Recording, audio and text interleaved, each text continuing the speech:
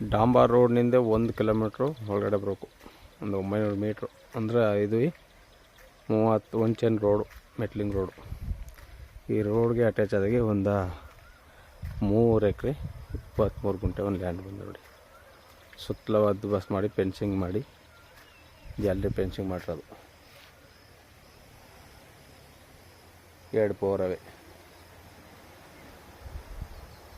ಸ್ವಂತ TC ಇಟ್ಕೊಂಡ್ರೆ ಒಂದು ಔಟ್ಲೆಸ್ಸು ಸಿಂಪಲಾಗಿ.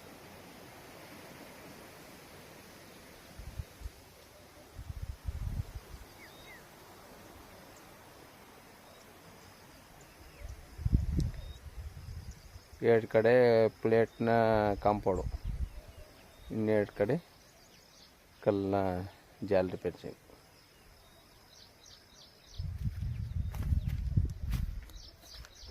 ಕಾರ್ನರ್ ಜಮೀನು.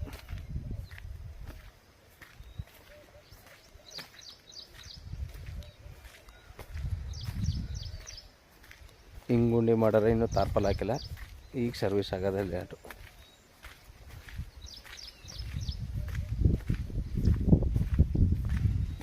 ಎಲ್ಲಕ್ಕೂ ಡ್ರಿಪ್ ಅಲಿಗೇಷನ್ ಆಗಿದೆ. 2 ಬೋರು.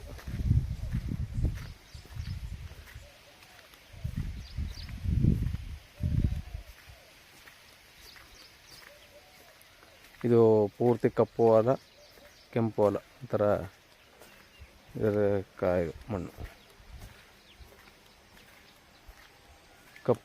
ಕಪ್ಪು ಮಣ್ಣಲ್ಲಿ ಸ್ವಲ್ಪ ಕೆಂಪು.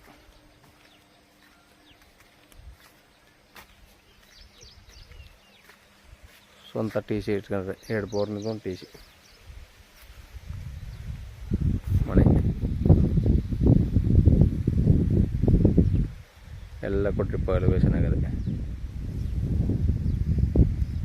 ಮಣ್ಣು ಈ ಥರ.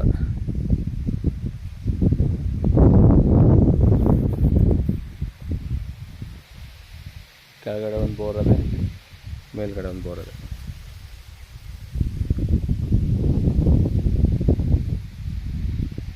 ಒಳ್ಳೆ ಚೌಕಾಕಾರವಾಗದೆ. ವಿಲೇಜ್ಗೆ ಒಂದು 900 ಮೀಟ್ರು ಅಷ್ಟೇ.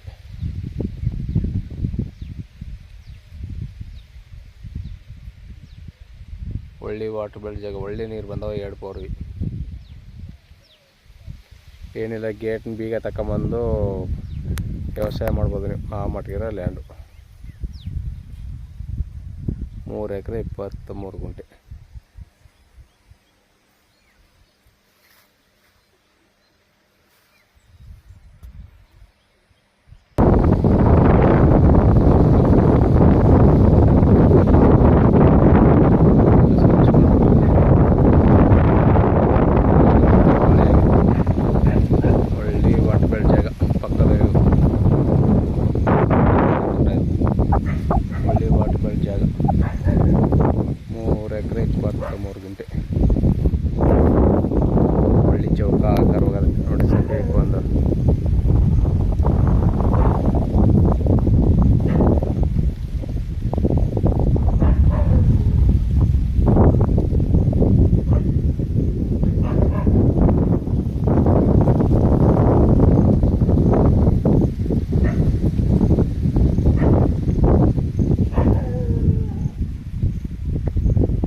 ಧನ್ಯವಾದಗಳು.